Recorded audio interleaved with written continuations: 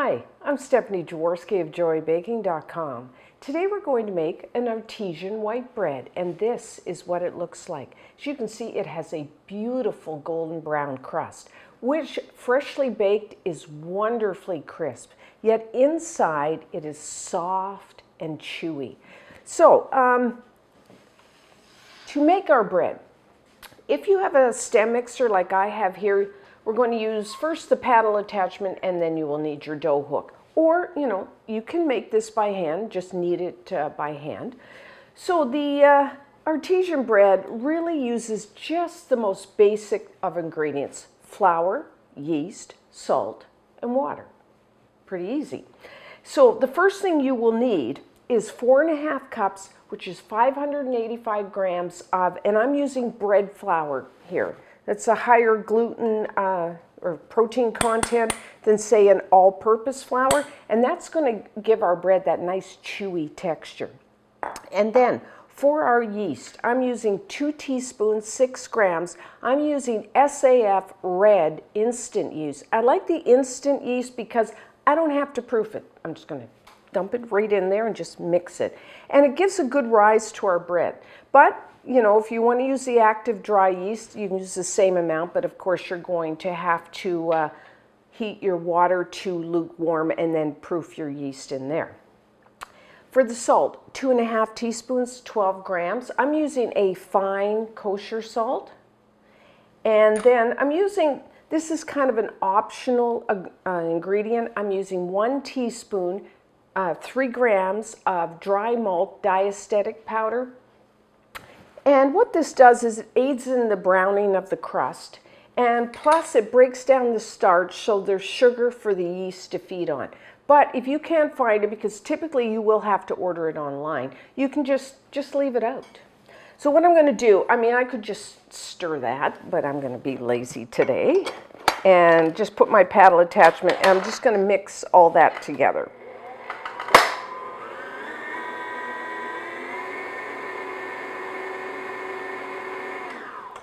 Simple enough. And then the last ingredient is our water. You will need 1.5 cups plus 1.5 tablespoons, which is 380 grams. So really, as I always say, if you have a scale, it's way more accurate and actually easier to weigh your ingredients. So I do, as I always do, I do recommend buying a scale. So for this, we're actually going to knead our dough for a little over, more than, I think around 13 minutes. That's going to really warm up the dough. So I am starting with really cold water, cold from the fridge water, and I like filtered water.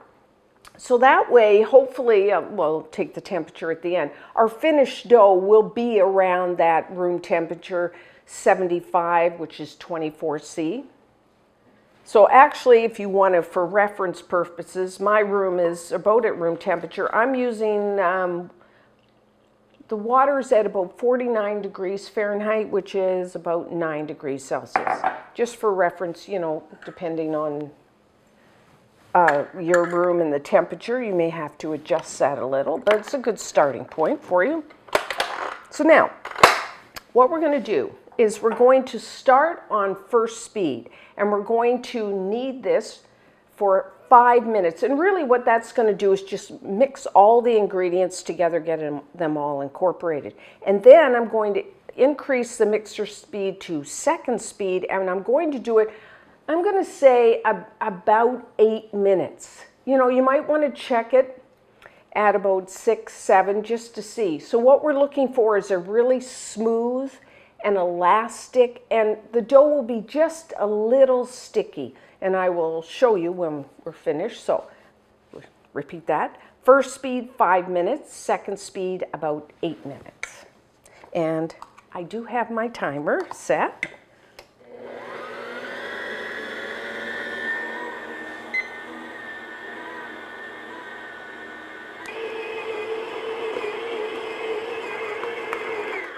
Okay.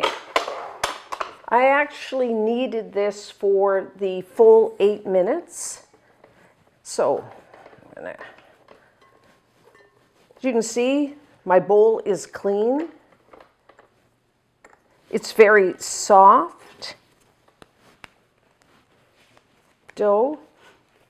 And it's a strong dough, which means it's very elastic. You can see, very strong. And that's because of how long we kneaded it. It's what you would call the intensive mix. If you were doing this by hand, you're probably going to have to do it even longer than the times I said. Now, there is a way, you know, it's very hard, especially when you're new to bread. How do I know that this is done? It kind of looks done to me, but how do I really know? And what you can do is just kind of twist a little bit of dough, and it's a little sticky. So what I'm going to do is just wet my hands a little, just a little. And then we're going to pull. We're going to do what is called the window pane test. And this is, especially if you're new, it's a good way of seeing whether you need to knead your dough a little more or whether it's fine. So just gently kind of pull it out.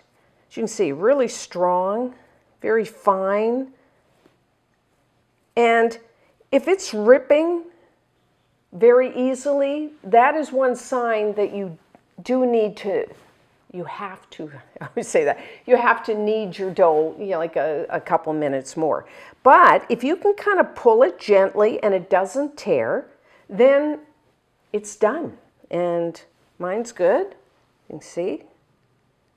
Very nice, strong, elastic dough. So that I'm fine with that. So now, I'm just going to take, if you have one of these infrared or any type of thermometer, I love these infrared, I'm going to take the temperature of my dough. Now I'm in the around 76, yeah, which would be 25C. Hope I'm right on that, which is about right. So my actual room temperature here is about 74 degrees Fahrenheit, which is about, you know, 23, 24C. And I used the 49 degrees Fahrenheit, 9 degrees Celsius, water. So that kind of gives you a range. If your room is the same as mine, then use really cold from the fridge water. So I have my dough, beautiful. You need a bowl. Just pour a little, I'm just using like a flavorless oil here. That'd be canola, corn, vegetable, light olive oil. Just put you don't need a lot. And then I'm just taking paper towel. That way our bread dough won't stick to the bowl. And we're going to put it in there like that, and then I'm going to flip it over. So there's a little bit of oil on the surface of the dough, and that way it won't dry out. I mean, we're going to cover it, but just, you know, an extra precaution. So there we have it, like that. So now, we worked this dough for quite a while. So what we're going to do now is let it sit, proof, for 30 minutes at room temperature. Again, room temperature is about 75 degrees Fahrenheit, 24C for 30 minutes. And so if your room is at that temperature, you can just leave it on the counter. If your room is hotter than that, you might want to not proof it, you know, maybe 25 minutes, a little less. If your room is really cold, then what you can do is put it into the oven with your, turn your oven light on. But turn your oven light on just for, you know, maybe 10 minutes just to warm it up. Because if you left your oven light on forever, it can really warm up in there. And what I also recommend doing, especially, I mean, I do it all the time. I always put the name of my bread that I'm doing. I put my water temperature that I used, just for reference, because if I want to make the bread again and I can see how it turns out, I can check the reference. I always put the my bread temperature when I finished. So that was, what did I say, 76. I put the time that I made the bread, put that down, and just say start, or whatever you want to put. And then, so we're going to do it for 30 minutes. So then I put the time. So it's, I'm going to say 8:55, so 9:25, we will be ready to divide our dough. And that way, I like doing that, having a reference point and check, so I can check when I do bread again. So we will be back in 30 minutes. So it's been about 30 minutes. So now what we're going to do is we're going to pre-shape our dough. And first, we're going to divide it, because this recipe actually makes 2 loaves. So I'm just going to put a little flour down.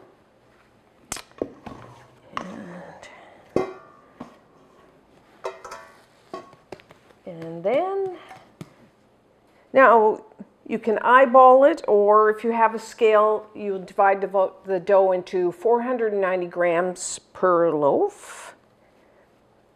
So just don't pull your dough like I'm using. You can use a knife, or I've got this bench scraper. And let's see, that's pretty close. See how much? Yeah, it's good. So now I have a baking sheet here. I'm just going to put some flour down so it doesn't stick to the bottom. And then we are going to, like I said, pre-shape our dough, working one at a time. You can flour your surface slightly, and your hands are a little on the top, and then we're just going to flatten it into a round. This will also burst any bubbles that could be in the dough as it proofs. So a rough shape, I mean, it's not real critical. And then what I'm going to do is just take all the outside and just kind of bring it into the center, like so.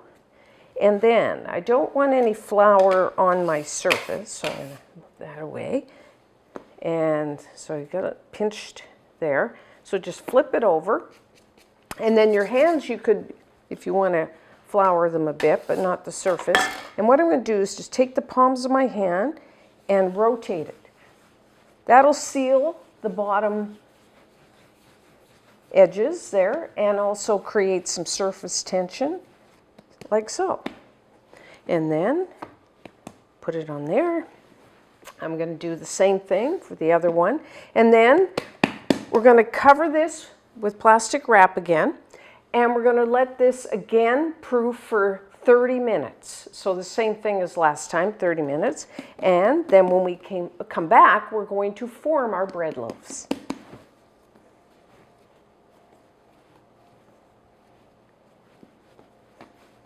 So it's now been 30 minutes, so we are ready to shape our loaves.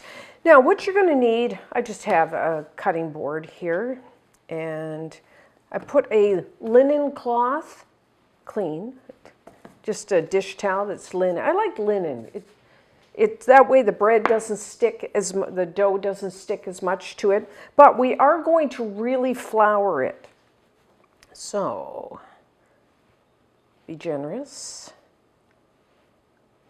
There is a special bread cloth that you can buy if you want to get all official, but I just use a linen dish towel. So that looks pretty good. So we're like we have 2. So what I'm going to do is in the center of the board, just kind of make a fold, and then I'm going to put each one. So now what we're going to do, again, just slightly flour our surface. Take one, and I'm going to put the top, before I wanted it to, is now going to be the bottom. So there we have it. And we're going to just pat it, again, to get out any air bubbles. And I'm just going to pat it into a rectangle.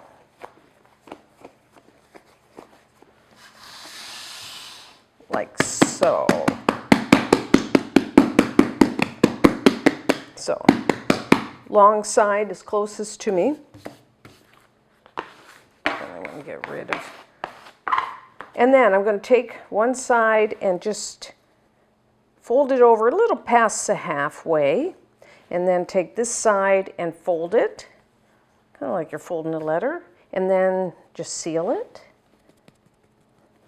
Okay, so there I have that. And then I'm going to take the top, fold it down about, you know, maybe 1/3 to 1/2, and I just press it in to seal it, and then again take the top and maybe go this way, and I'm going to seal it right to the bottom and then seal, press to seal, just with my fingertips, like so. And then, so where that seal is, I'm going to put that on the bottom. Again, I don't want my counter floured because I want it to stick a bit because we're going to form our log. I'd like a little less, just a little less than 7 inches long, which is 18 centimeters. So, have a ruler. So what I do is just press down, because this is a very elastic dough, and I'm just going to roll it.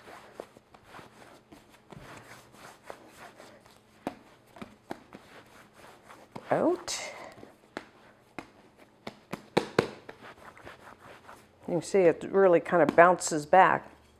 That looks about where I'm going. Yep, 7 inches, so you don't really have to roll it very much. So there we have it.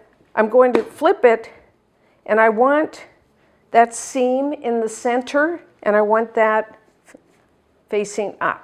So just like that.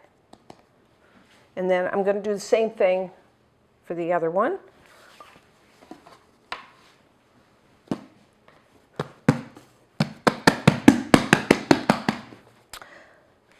So there, I have my two. You want that fold so that they don't stick together. And just put a little tiny bit of flour on the top. And then I have my plastic wrap. I am going to, you can lightly oil your plastic wrap. I'm just going to spray it with one of these non-stick sprays because we're going to let this proof now in like at room temperature, so if it's 75 degrees, about 24°C, an hour and a half. I find that's about right. And as it puffs up, the reason I spray it, it puffs up, it gets soft, and we don't want the plastic wrap sticking to our dough. So I'm going to say an hour and a half, they will grow, get nice and soft. And if you take your finger and gently, not like, gently press it into your dough, it will leave a slight indentation, but I will show you that. So I'm just going to let this sit for an hour and a half. So while our dough is proofing, there's a few things we need to talk about. One, once our dough is proofed, we have to get it into the oven. So what I like to do is transfer it over to a pizza paddle. So if you don't have a pizza paddle, you could just use the back of a baking sheet. And then what you want to do is this is cornmeal.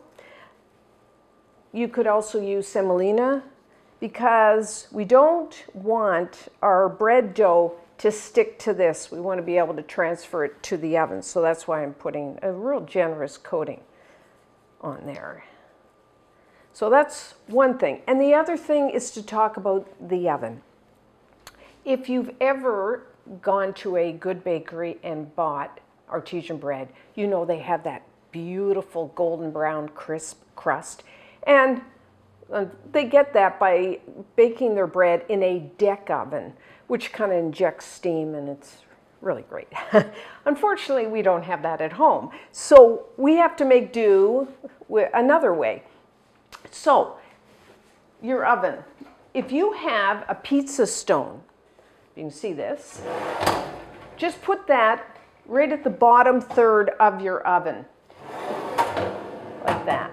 If you are fortunate enough to have 2 pizza stones, you could also put one up at the top, like just right like at the top shelf, and that will kind of really simulate a deck oven that they use in bakeries, but I don't have one, so I have just put that there. And what I'm going to do, because as I said, they inject steam, we don't have that. So I'm taking just an old cast iron frying pan, and I just put that right on the bottom of my oven. And what I'm going to do is I'm going to throw in some ice cubes, and that's going to create steam.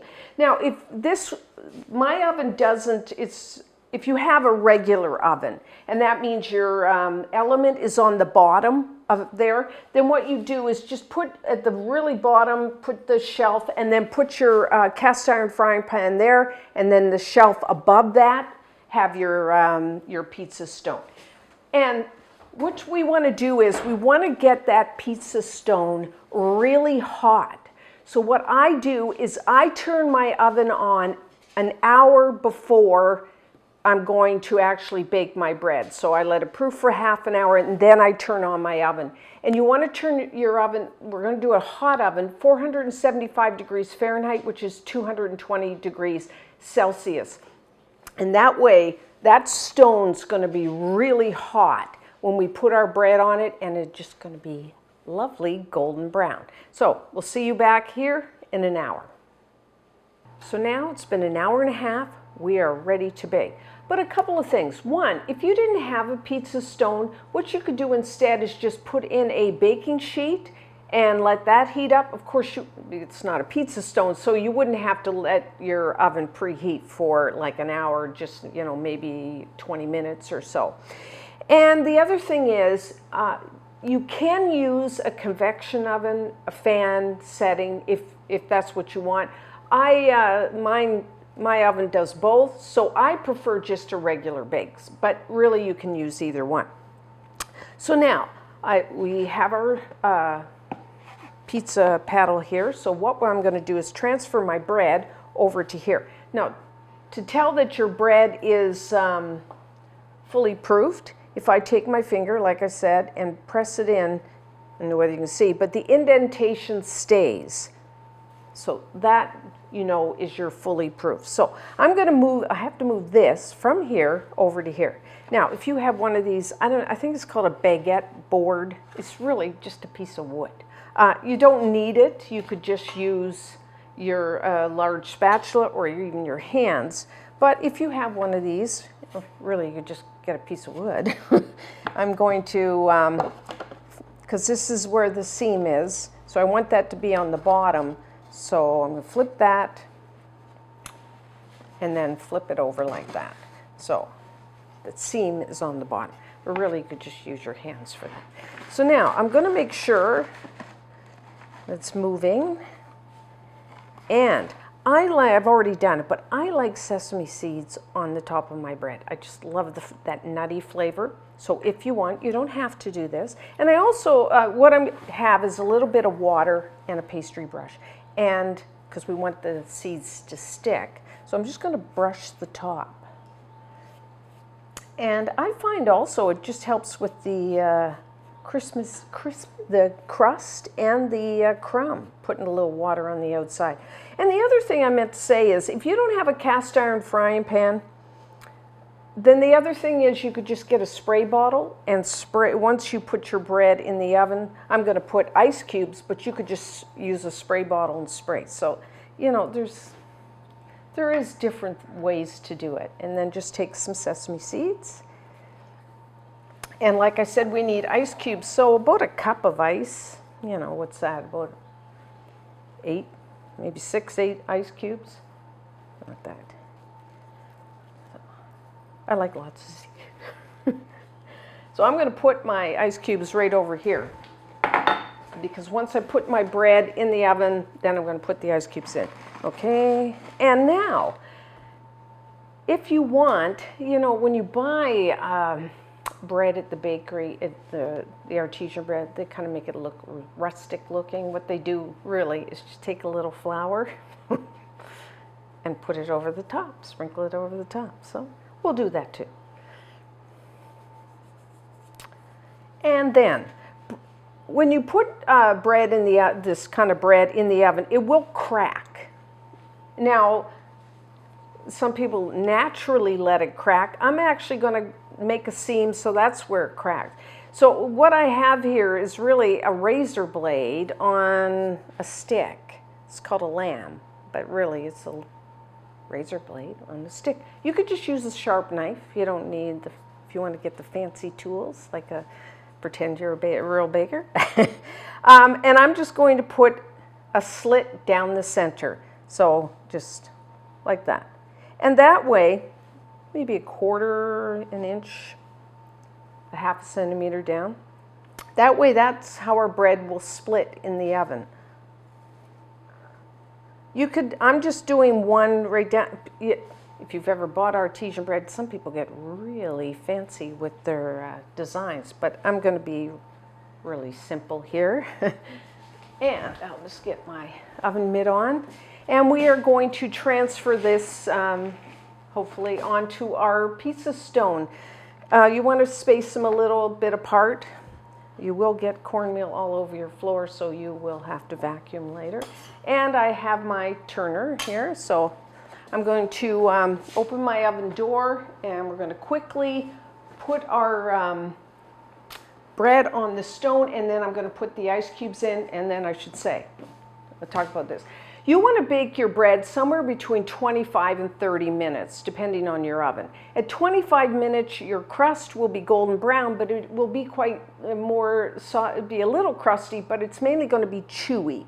And the bread will be quite soft. If you take it up to 30 minutes or something, and you really like that dark golden brown outer crust, that's going to be it'd be really crispy, but of course that means your inside bread will be a little drier. So I'm going to give you that, and you can kind of experiment and find out what you personally like. I'm in the 27, 28 minute. I'm kind of right in the middle there of what I like. So just so you know.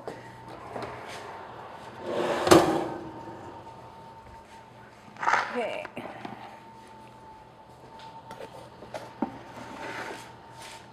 Space them a couple inches apart so the air can circulate, and put that in carefully, and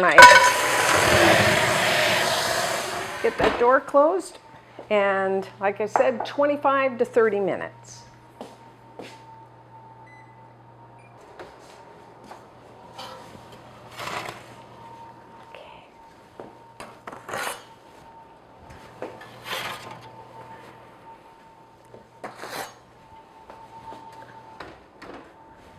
Okay, so our bread is done. Doesn't that look? I think they look gorgeous. And if I turn it upside down and tap it, it's hollow. That's another way. No way. So as you can see, we got that split. Remember, with the razor blade, and then you've got a little bit of the flour, and then all the seeds. I think they look gorgeous. So put your loaves on a wire rack. Of course, if you like warm bread, hey, it's your bread. So if you like it hot or warm, you can cut into it. I'm going to let these cool down to room temperature, and then when we come back, we will try some. So now, let's try a slice. So I like to use a serrated knife for this. Hear that nice crisp crust. And there we have it. The outside is, as you heard, nice and crisp. Inside, nice and soft. See?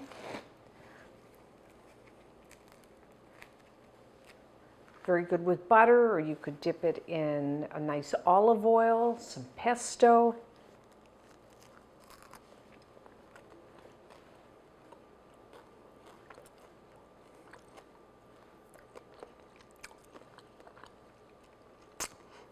This is a really great everyday bread. This is a bread I bake for us just on a daily basis, and it freezes really well. So sometimes, I have a bread making day, and then you can make lots and freeze for later.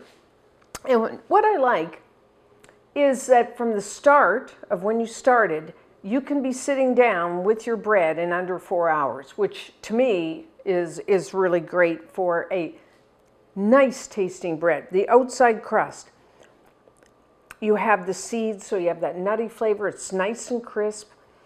And then inside, it's very soft and tender. I like eating it just with some butter. You can make sandwiches with it. The next day, it makes fantastic toast. I mean, just wonderful toast.